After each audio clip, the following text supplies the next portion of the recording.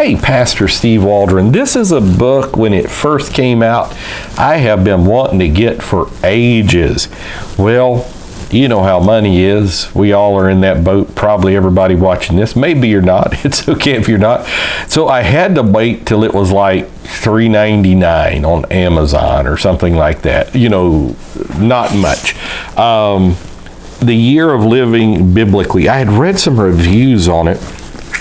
Also, Reverend Jim Wallace, who I've met Jim Wallace, got his pictures on my phone here talking to him. P.J. O'Rourke, you know, some names, did some things. So just reading through it, I just thought I'd present it. Maybe some of you don't even know this book exists.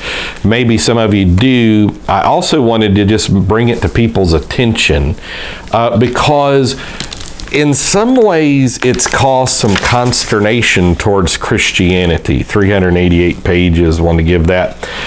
So who is A.J. Jacobs? He's the New York Times bestselling author of the Know-It-All One Man's Humble Quest to Become the Smartest Person in the World. I think that's the guy he read the Encyclopedia Britannica through, which I found that fascinating as well.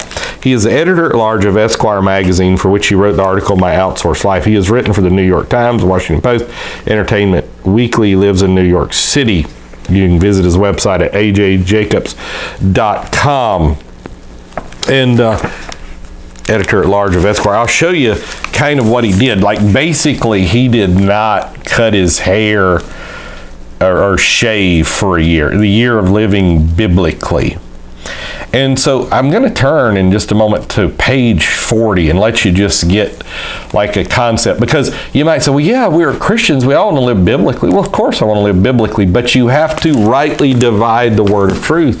You know, thou shalt not suffer a witch to live, and you know, if your kid's not obedient, you kill them, you know, like this in the Old Testament. You take them before the elders of the city, but you still kill them in the Old Testament. So we're living in a different era. We're living under a better covenant established upon better promises, obviously.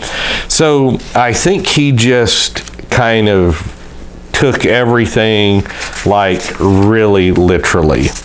So let's see where this is. That's page 39. So here is, okay, well, into page 39, something page 40, just let you see a little bit what's going on. Okay, this is probably unbiblical. At the very least, my leniency is a violation of the Proverbs. The Proverbs are the Bible's collection of wisdom attributed to King Solomon, and they came down clearly on the side of disciplining kids, as in corporal punishment. Proverbs 22:15, folly is bound up in the heart of a child, but the end of discipline drives it far from him. But the rod of discipline drives it far from him. Proverbs 23:14, thou shalt beat him with the rod, and shalt deliver a soul from hell. KJV. Proverbs 23:13, do not withhold discipline from a child. If you beat him with a rod, he shall not die. Some Americans hew to these proverbs literally. Until 2005, you could buy The Rod, a 22-inch nylon whipping stick that sold for $5. It was the creation of an Oklahoma-based Southern Baptist named Clyde Bullock, who advertised it with the motto, spoons are for cooking, belts are for holding up pans, hands are for loving, and rods are for chastening. He shut down the business partly because of an outcry from more liberal Christians, and partly because he couldn't buy the cushion grips anymore. Other not quite as literal literalists say paddles are an acceptable alternative. James Dobson, founder of Focus on the Family, the ultra-conservative Christian group. See, if James Dobson's ultra-conservative, I'm in trouble. What does he do? What's the Adventures in Odyssey? Recommends paddling, especially if you want to keep your hand as an object of love, which I've heard that too. I don't own a rod or a paddle. In fact, corporal punishment of any sort is deeply counter my parenting philosophy. I've always considered walloping your kid the H-bomb of childcare. It's in the arsenal, but shouldn't ever be deployed. Even for Project Bible, I can't deploy it, at least not yet. I've reached my first limit. So what do? I decided this is one of those times when I should fulfill the letter of the law. If not the spirit, it's better than fulfilling nothing at all. A few days ago, I Googled flexible rod and soft rod, and after sifting through several biblically questionable ads, I ended up ordering a very unmenacing Nerf bat. I tried it today on Jasper. After Denny grabs a handful of nickels off the dresser and chucks them across the room. So I take the Nerf bat and smack Jasper's butt with it. I've never spanked him before, despite several temptations to do otherwise. When I swing my bat, even though it's spongy and harmless, I break some sort of barrier. I've now punished my son physically.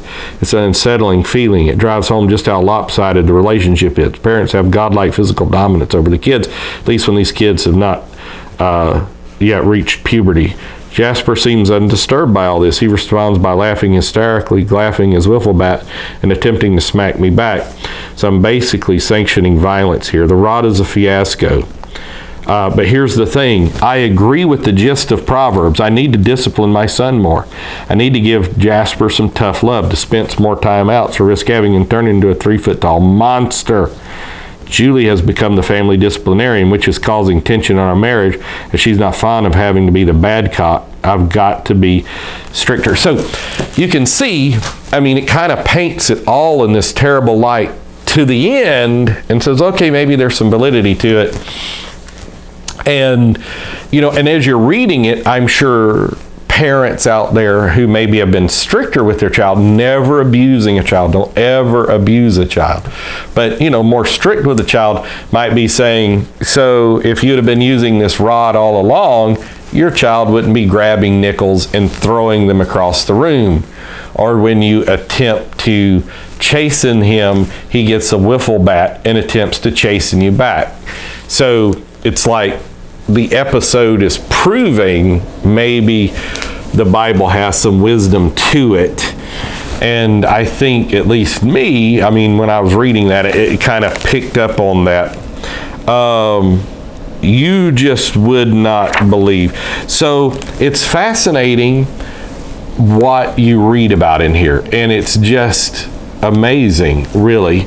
And to me, and I know he probably didn't intend this at all, it almost kind of came across as a slam, and at the end that maybe you really just can't live the Bible. The Bible's an outdated book, and look how ridiculous it is to try to live the Bible. But there are, just as we read, some valid points to be used here and the proper interpretation of Scripture. I wish I just had time to read some more. And of course, a lot of Old Testament things, we just don't do these things anymore. And a lot of things are Middle Eastern culture that just are not applicable to modern day culture. So I thought you might just find it interesting for a variety of different reasons. But here it is. Let's all live biblically, but let's rightly divide the word of truth. And let's get the Sermon on the Mount and some other good scriptures going. So God bless. Talk with you later in Jesus' name.